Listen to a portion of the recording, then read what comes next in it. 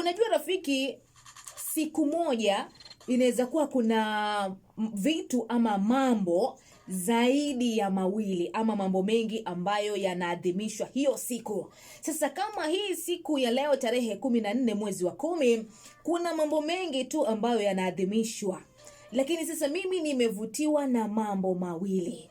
Jambo la kwanza rafiki, ikiwa ni National Face Your Fears Day. What's your greatest fear rafiki? Yaani hofu yako kuu wewe ni ipi? Ama mimi sitaoa kwa sababu niliambiwa ama nilisikia siku hizi wanawake ni visirani. Mimi sitaolewa kwa sababu siku hizi nasikia mwanaume atakuoa, atakuwa nakupiga, atakutesa. Mimi hata sitapata mtoto. Mimi hata hiyo biashara mimi sitafanya biashara. What if sasa biashara yangu ifilisike?